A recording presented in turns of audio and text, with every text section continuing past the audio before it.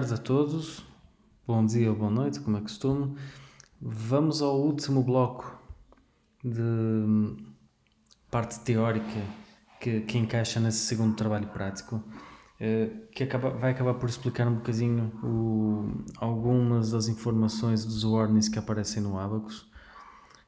Portanto, eu vou arrancar de onde paramos na última aula, porque já íamos em 25 minutos e acaba por ser um bocadinho demais. E hoje vamos, sobretudo, falar de um aspecto que o código de elementos finitos, o Abacus nesse caso, tem que fazer sempre que calcula deformações num ponto de Gauss, num ponto de integração. Portanto, recordem-se que a equação de equilíbrio, se estamos a falar de um método implícito, vai sempre calcular os deslocamentos. Com os deslocamentos nodais calculamos as deformações nos pontos de Gauss, portanto os deslocamentos saem do típico KD igual a F, não é?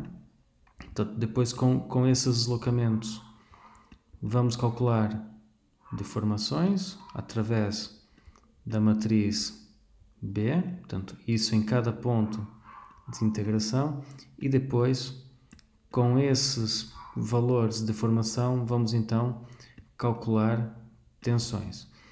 E o que o Abacus vai fazer inicialmente é aquilo que nós chamamos de uma tentativa elástica. Portanto, eu vou chamar isto um sigma trial, também TR, porque o Abacus vai inicialmente assumir que esta matriz que aparece aqui, constitutiva, é a matriz elástica que contém a lei de Young e o coeficiente de Poisson. Portanto, eu para modelar então a plasticidade no método de elementos finitos, a primeira coisa que tenho de definir é um critério de cedência. Portanto, vocês ao longo dos anos no curso ouviram falar do critério de Tresca, que tinha assim este aspecto que eu vou desenhar aqui no espaço das tensões principais. Também falamos do critério de von Mises, que passava aqui nos diversos cantinhos, e vimos, por exemplo, em sólidos ou em tecnologia mecânica, que o critério de von Mises não era tão conservador porque considerava estes pontos aqui que eu estou a sombrear que ainda eram elásticos, enquanto o Tresca considerava que era plástico. Portanto, este critério de cedência no espaço das tensões principais. E, portanto, existem vários critérios de cedência. Portanto, há os critérios de von Mises, Tresca, depois há os critérios anisotrópicos, que já falamos em outras aulas, de Barlaz, Hill e por aí fora. Portanto, os critérios de cedência servem sobretudo para sabermos se um ponto se encontra em regime elástico ou em regime plástico. Portanto, o Abacus, a primeira coisa que vai fazer aqui então é calcular a tensão e vai verificar com o critério de cedência se o ponto se encontra no regime elástico ou no regime plástico, está bem? Depois tem que ter uma lei de encurvamento, porque esta superfície de cedência vai evoluir ao longo da análise, portanto vai ser função da deformação aplicada dos parâmetros do material, portanto, e a tensão aumenta em função da deformação. Portanto, normalmente o encurvamento ou endurecimento é isotrópico, também já falamos sobre isso, que corresponde a uma expansão aqui da superfície de cedência. Depois há o endurecimento cinemático e por aí fora. Pronto, e depois há uma lei de escoamento plástico, que nós chamamos assim, que na prática nós assumimos como sendo um vetor normal à superfície de cedência em cada ponto. E já vamos ver para que é que isso serve, está bem? Portanto, voltando então a pensar naquilo que o Abacus está a fazer, portanto, nós vamos imaginar então que eu estou num determinado ponto do algoritmo das incrementos e iterações no Newton-Raphson.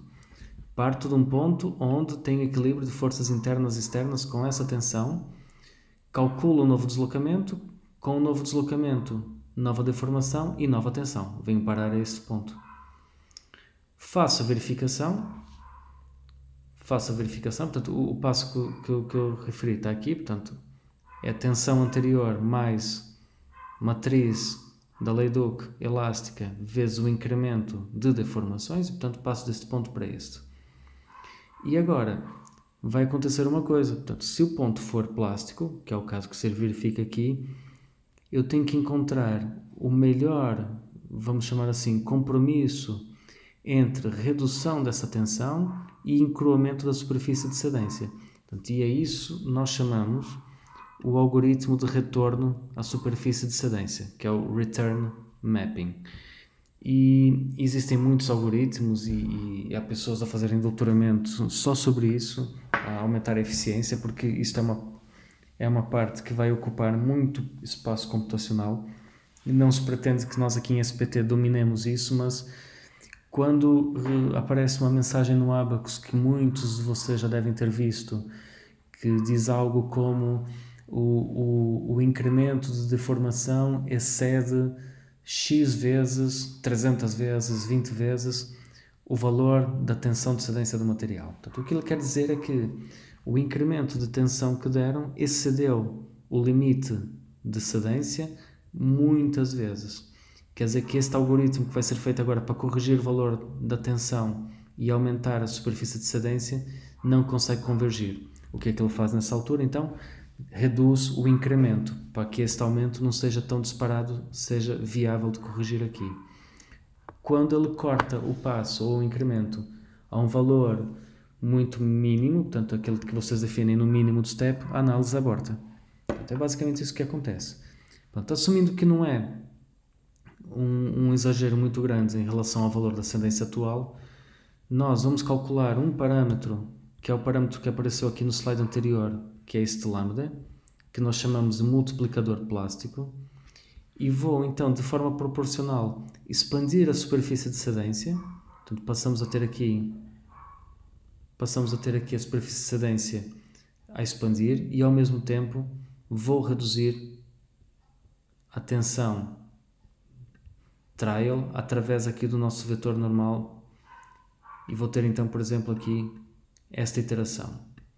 Portanto, e ainda não há um acordo. Portanto, volto a iterar, volto a expandir a superfície de cedência e volto a reduzir a tensão até que há um ponto de acordo, portanto, onde o incremento da tensão e a redução da tensão tentativa chegam a um ponto de acordo. Portanto, nesse ponto de acordo eu então posso atualizar as tensões, quer do ponto de integração em causa, quer relativo ao incremento. Portanto, depois, além do incremento, vai depender se estamos a usar uma lei de Swift ou uma lei de Voce, portanto, vai depender da lei material que usam. Está bem? Portanto, é basicamente isso que acontece. Depois, há muitos algoritmos que, em vez de fazer esta redução que eu coloquei aqui, vai subdividir isto em espaços mais pequenos, vai fazer o incremento e a redução por subetapas, chama-se subincrementação, mas uma vez mais, sai um bocadinho do âmbito aqui da cadeira, só queria mesmo que ficassem com essa noção que é isso que está a acontecer em cada ponto de integração do Abacus. Portanto, vocês agora imaginem uma malha com 500 elementos sólidos, cada um tem 8 pontos de integração, portanto temos 4.000 pontos de integração onde este algoritmo tem que ser feito. Está bem? Portanto, aí vem o peso computacional das análises.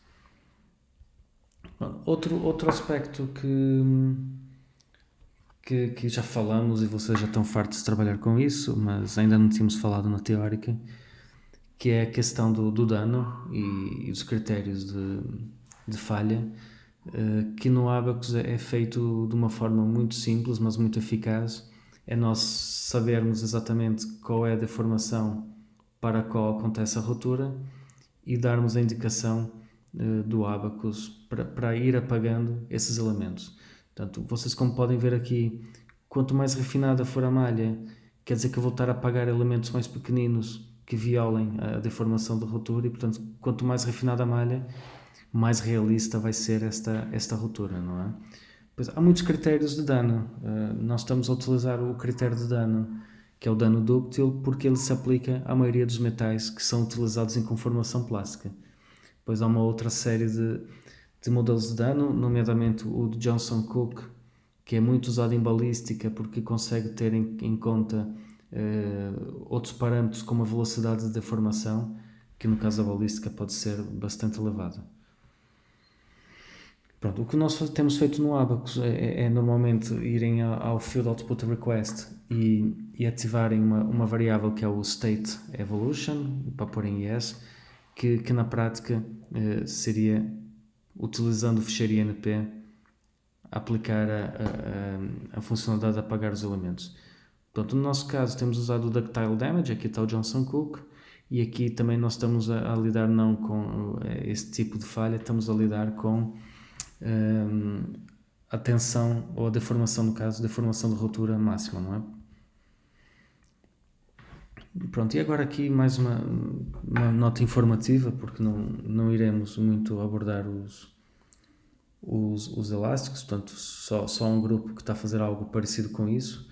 Portanto, as borrachas e materiais similares têm um comportamento que nós chamamos de hiperelástico. Eu não sei se vou conseguir pôr este GIF a dar, vamos ver. Sim, consegue-se. Portanto, isto é um típico comportamento hiperelástico, portanto é uma deformação absurda, portanto fica completamente comprimido, mas continua na mesma com o formato inicial, portanto não há qualquer deformação, permanente, como vocês veem nos metais. Portanto, isto após o impacto vai ter exatamente o mesmo formato. Pronto, depois tem este aspecto curioso, que é a malta de vibrações da lira, não é? Portanto, isto é um chamado modo próprio de vibração. Portanto, esta bola transforma-se num ovo. Portanto, a elasticidade, e aqui vou começar a falar em hiperelasticidade, não elasticidade, já não pode ser descrita com funções de cedência baseada nas tensões principais, portanto simplesmente não funciona, porque não descreve minimamente o que se passa. Nós aqui vamos ter que trabalhar com energias de deformação, que é algo que falaram bastante em mecânica dos sólidos, que vão ser função dos chamados invariantes da deformação, algo que também falamos em mecânica dos sólidos.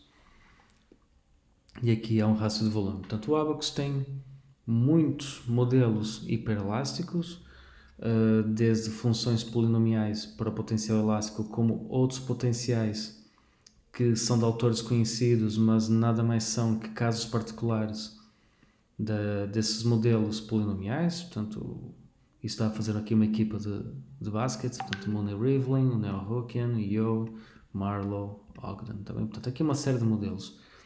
O que o Abaqus tem, que é uma coisa extremamente interessante, é quando vocês têm a curva experimental de um determinado material, o Abaqus, desde que nós insiramos os dados, ele consegue para cada um destes modelos que eu coloquei aqui avaliar quais são os parâmetros para eu ter esta lei a funcionar para aquele material. Portanto, isso é feito com portanto, isto é o banco de suplentes, não é?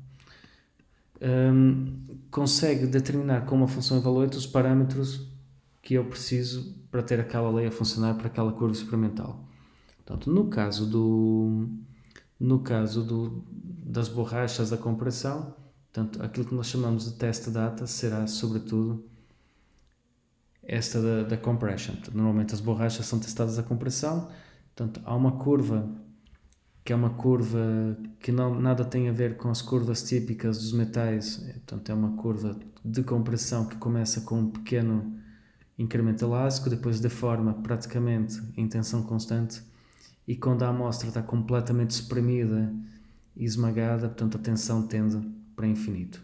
Portanto, se eu então inserir esses dados experimentais no Abaqus, eu posso criar então o chamado material hiperelástico também, e o que vou poder depois fazer a seguir, portanto, posso por um lado escolher uma dessas leis que já referimos ali atrás, mas se não souber os parâmetros, o que eu posso fazer então a seguir é portanto, isto é a inserção dos pontos.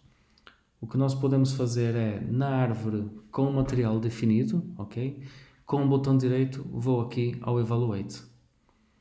No Evaluate eu posso escolher que funções quero testar,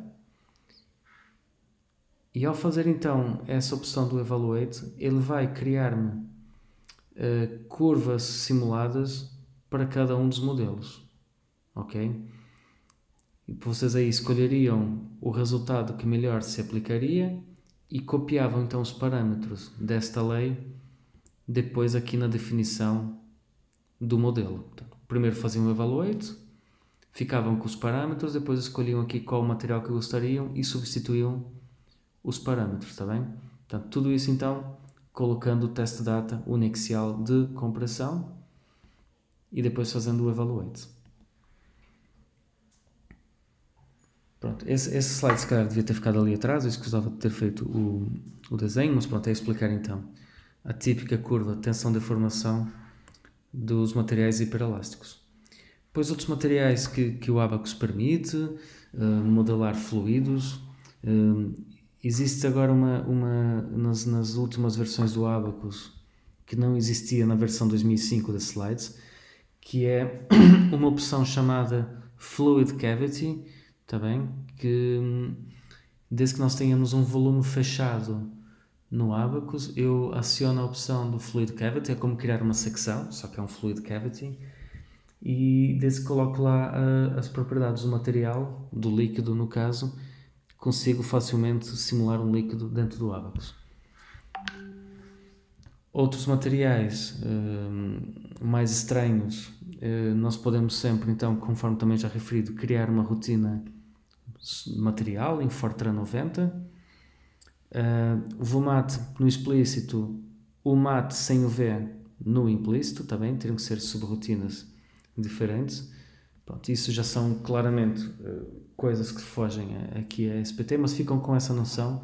Portanto, quando a livraria de materiais do Abacus não é suficiente, podemos programar, portanto, podemos ser malucos o suficiente para programar a nossa própria subrotina em Fortran, que depois o Abacus pode ler e pode integrar no código.